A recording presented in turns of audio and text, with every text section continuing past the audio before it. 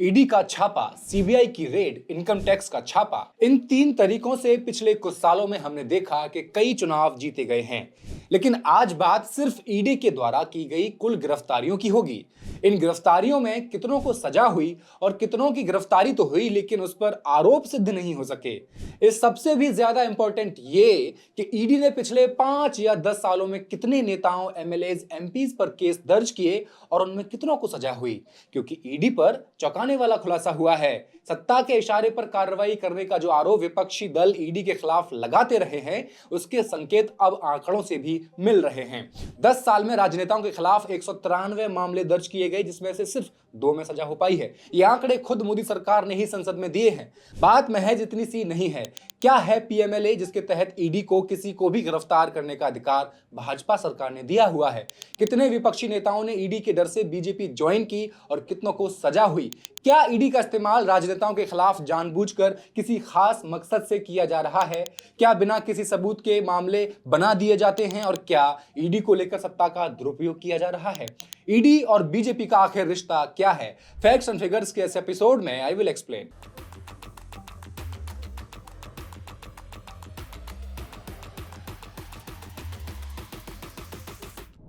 नमस्कार, मैं हेमंत और आप पॉलिटिक्स देख रहे हैं। मामला यह है कि राज्यसभा सांसद ए रहीम ने सरकार से पूछा कि बीते सालों में ईडी ने कितने नेताओं के खिलाफ केस दर्ज किए और उन मामलों का नतीजा क्या रहा। इसके जवाब में वित्त राज्य मंत्री पंकज चौधरी ने बताया कि पिछले 10 सालों में ईडी ने 193 मामलों में जांच शुरू की, जिनमें मौजूदा और पूर्व सांसदों, विधायकों और राजनीतिक दलों से जुड़े लोग शामिल थे। लेकिन हैरानी की बात यह है कि इन 193 मामलों में से सिर्फ 2 में ही सजा हो पाई। विपक्षी दलों का आरोप है कि ईडी के केस सालों तक दबे रहते हैं और जैसे ही चुनाव नजदीक आते हैं अचानक फिर से सक्रिय हो जाते हैं। मिसाल के तौर पर हाल ही में जॉब फॉर लैंड घोटाले में लालू यादव के परिवार को तलब किया गया। दिलचस्प बात यह है कि बिहार में कुछ महीनों बाद चुनाव होने वाले हैं। आरजेडी का कहना है कि यह सब चुनाव से पहले उनकी छवि खराब करने के लिए किया जा रहा है। दूसरी तरफ ईडी का दावा है कि वो केवल ठोस सबूतों के आधार पर काम करती है और राजनीतिक दबाव में कोई भेदभाव नहीं करती। लेकिन विपक्ष का आरोप यह है कि ये एजेंसी सरकार के राजनीतिक एजेंडे को आगे बढ़ाने का जरिया बन चुकी है। इस दावे को तब और मजबूती मिलती है जब यह देखा जाता है कि 193 में से 125 मामले सिर्फ पिछले 5 सालों में यानी मोदी सरकार के दूसरे कार्यकाल में दर्ज हुए हैं। सुप्रीम कोर्ट भी ईडी की कम सजा दर पर चिंता जता चुका है। हाल ही में अरविंद केजरीवाल के मामले में दिए गए फैसले पे कोर्ट ने कहा था कि पीएमएलए यानी prevention of money laundering act के तहत दर्ज मामलों और की गई गिरफ्तारियों के आंकड़े कई सवाल खड़े करते हैं। कोर्ट ने इस बात पर भी जोर दिया कि गिरफ्तारी की कोई स्पष्ट और समान नीति होनी चाहिए ताकि यह सुनिश्चित किया जा सके कि कानून का इस्तेमाल मनमाने तरीके से न हो। ईडी की कार्यप्रणाली को लेकर पहले भी बहस होती रही है, लेकिन सुप्रीम कोर्ट की टिप्पणी इसे और गंभीर बना देती है। पिछले साल तृणमूल कांग्रेस के नेता पार्थ चटर्जी की जमानत याचिका पर सुनवाई के दौरान सुप्रीम कोर्ट ने कहा था कि एजेंसी की कन्विक्शन रेट बेहद खराब है और पूछा था कि आखिर किसी आरोपी को बिना दोष सिद्ध हुए कब तक हिरासत में रखा जा सकता है। कोर्ट ने यह भी बताया कि बीते 10 सालों में ईडी ने करीब 5000 मामले दर्ज किए, लेकिन इनमें से सिर्फ 40 मामलों में ही सजा हो पाई है। यह आंकड़ा इस ओर इशारा कर रहा है कि ईडी को सिर्फ छापेमारी और गिरफ्तारी पर ध्यान देने के बजाय मुकदमों की गुणवत्ता और सबूतों पर ज्यादा ध्यान देने की जरूरत है। सुप्रीम कोर्ट ने पिछले साल ईडी को एक बड़ा झटका भी दिया था। कोर्ट ने साफ कर दिया था कि ईडी पीएमएलए के तहत सीधे किसी को गिरफ्तार नहीं कर सकती।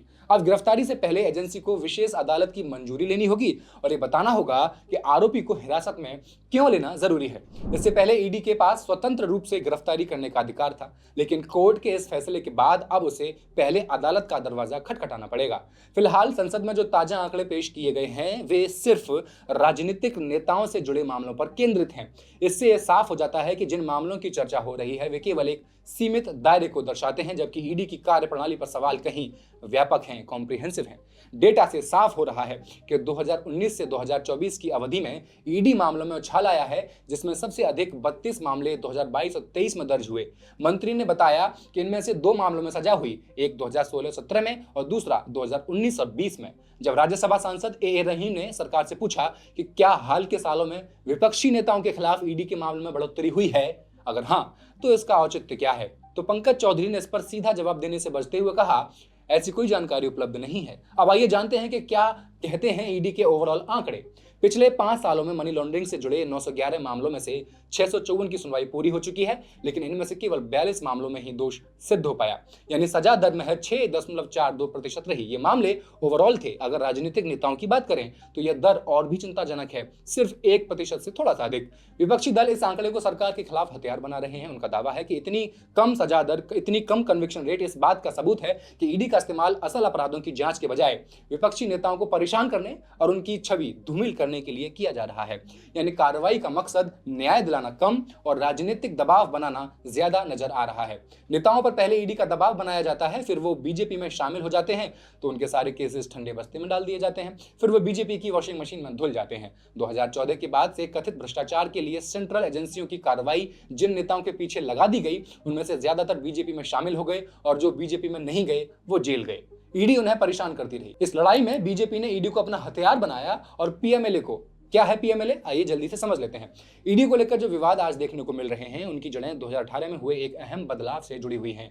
समझने की बात यह है कि ईडी पहले कैसे काम करती थी और 2018 के बाद इसमें क्या बदलाव आया। ईडी मनी लॉन्ड्रिंग से जुड़े मामलों में केस दर्ज करती है। मनी लॉन्ड्रिंग क्या है? जब कोई गैर कानूनी तरीकों से पैसे कमाए और उन्हें कानूनी पैसा दिखाने के लिए, या कहें कि इलीगल मनी को लीगल बनाने के लिए अलग अलग प्रोसेस का सहारा ले, तो इसे मनी लॉन्ड्रिंग कहते हैं। इस तरह के धन को छुपाने वाले लोग लॉन्डर कहलाते हैं। इसे रोकने के लिए prevention of money laundering act बनाया गया था, जो सरकार को गैर कानूनी संपत्ति को जब्त करने का अधिकार देता है। तो 2018 में इस कानून में क्या बदला? पहले ईडी केवल तभी जांच करती थी जब ईडी के अलावा किसी अन्य एजेंसी की चार्जशीट में पीएमएलए की धाराएं जुड़ी होती थी, यानी ईडी खुद से कोई केस दर्ज नहीं करती थी। जैसे सीबीआई कहीं कोई जांच कर रही है और उसकी चार्जशीट में मनी लॉन्ड्रिंग का मामला भी सामने आया है, ऐसी स्थिति में ईडी उस केस को हैंडल करेगी। अब लेकिन 2018 में कानून बदल दिया गया। अब ईडी को खुद से केस दर्ज करने, छापेमारी करने और गिरफ्तारी करने की शक्ति दे दी गई। इसके लिए पीएमएलए के सेक्शन 17 का ए और सेक्शन 18 में संशोधन किया गया, जिससे ईडी को घरों और दफ्तरों में घुसने का अधिकार और वहां सर्च ऑपरेशन चलाने का अधिकार सहित संपत्तियां जब्त करने और गिरफ्तारी करने तक का खुला अधिकार मिल गया। यहां एक दिलचस्प मोड़ आया। बीजेपी के पास लोकसभा में बहुमत था, लेकिन राज्यसभा में नहीं था। ये 2018 की बात है, जहां विपक्ष मजबूत था। कहां? राज्यसभा में। इसलिए सरकार ने इस संशोधन को मनी बिल की तरह पेश किया। मनी बिल को राज्यसभा में पास कराने की जरूरत नहीं होती, इसे सीधे राष्ट्रपति की मंजूरी के बाद लोकसभा में पारित किया जा सकता है। इसी तरीके से 2018 का यह संशोधन लागू कर दिया गया। नतीजा यह हुआ कि इस बदलाव के बाद ईडी के केस तेजी से बढ़ने लगे, खासकर विपक्षी नेताओं के खिलाफ। यही वजह है कि अब सवाल उठने लगे हैं कि क्या ये एजेंसी सिर्फ गलत तरीकों से कमाए गए पैसे पर कार्रवाई कर रही है या फिर किसी राजनीतिक रणनीति का हिस्सा बन चुकी हैं। 2014 के बाद जब बीजेपी और एनडीए सत्ता में आए तो 95% विपक्षी नेताओं पर एजेंसियों ने शिकंजा कसा, लेकिन कई मामलों में सजा नहीं हो पाई या कार्रवाई अधर में लटकी रही। विपक्ष इसे वॉशिंग मशीन कहता है, जिसका मतलब है कि भ्रष्टाचार के आरोपी नेता अगर बीजेपी में शामिल हो जाते हैं तो उनके खिलाफ जांच ठंडी पड़ जाती है। महाराष्ट्र 2022 और 23 में ईडी और सीबीआई की छापेमारी तब बढ़ गई जब राजनीतिक उथल-पुथल हो रही थी। अजित पवार और प्रफुल्ल पटेल जैसे नेताओं के मामले एनडीए में शामिल होने के बाद बंद कर दिए गए। अशोक चव्हाण और हिमंता बिस्वा शर्मा के खिलाफ भी पहले जांच हुई, लेकिन बीजेपी में शामिल होने के बाद जांच आगे नहीं बढ़ी।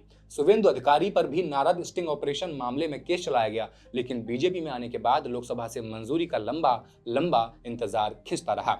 इसकी क्रोनोलॉजी समझने की कोशिश करते हैं। मई 2017 सीबीआई ने प्रफुल्ल पटेल के खिलाफ एफआईआर दर्ज की। मई 2019 ईडी ने पटेल का नाम चार्जशीट में डाल दिया। जून 2023 पटेल एनडीए में शामिल होते हैं। मार्च 2024 सीबीआई क्लोजर रिपोर्ट दाखिल कर देती है, मतलब मामले को ठंडे बस्ते में डाल देती है। ठीक इसी तरह अजीत पवार के खिलाफ 70,000 करोड़ रुपए के सिंचाई घोटाले का मामला बार बार खुला और बंद किया गया। अगस्त 2019 में मुंबई पुलिस की ईओडब्ल्यू ने एक एफआईआर दर्ज की। सितंबर 2019 में जांच शुरू हुई। अक्टूबर 2020 में ईओडब्ल्यू ने क्लोजर रिपोर्ट दायर की, जब महाराष्ट्र में एमवीए की सरकार थी। अक्टूबर 2020 में ईओडब्ल्यू ने क्लोजर रिपोर्ट दायर कर दी। अप्रैल 2022 में ईडी ने फिर से चार्जशीट दाखिल की। तब तक इसमें पवार का नाम नहीं था। जून 2022 आते आते शिवसेना टूट गई। शिंदे बीजेपी के साथ सरकार में आ गए। अक्टूबर 2022 में जांच फिर से शुरू कर दी गई। जुलाई 2023 में अजीत पवार एनडीए में शामिल हो गए। अंततः जनवरी 2024 में फिर से एक क्लोजर रिपोर्ट दाखिल कर दी गई। समझ तो रहे होंगे आप। यानी पहले केस बंद हुआ, फिर बीजेपी सरकार बनने के बाद खोला गया, फिर अजीत पवार बीजेपी में आए और केस फिर से बंद हो गया। इसी तरह अन्य नामों में मुकुल रॉय, हार्दिक पटेल, प्रवीण ढरेकर, बीएस येदियुरप्पा, नारायण राणे और जितेंद्र तिवारी समेत कई नेता हैं। साल 2014 में नारद न्यूज पोर्टल के सीईओ मैथ्यू सैमुअल ने एक स्टिंग ऑपरेशन किया, जिसमें टीएमसी के कई मंत्री, सांसद और विधायक कैमरे पर कथित रूप से रिश्वत लेते हुए पकड़े गए, लेकिन ये पैसा उन्हें एक फर्जी कंपनी को मदद देने के बदले दिया जा रहा था।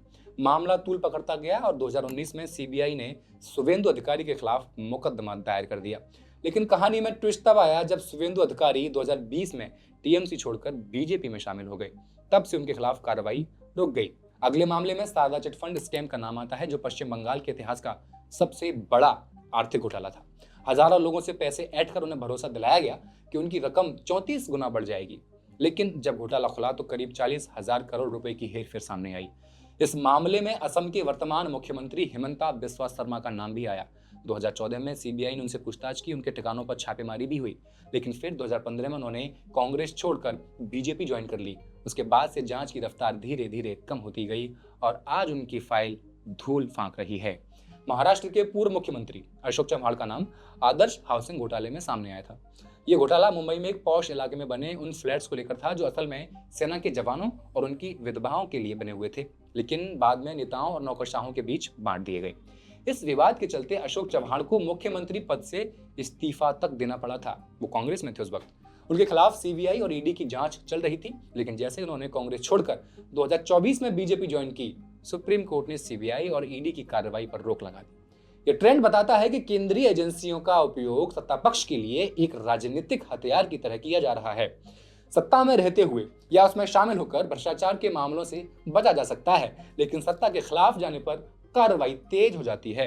यही वजह है कि विपक्ष इसे ईडी की वॉशिंग मशीन कह रहा है, जहां नेता बीजेपी में आते ही साफ हो जाते हैं। धन्यवाद।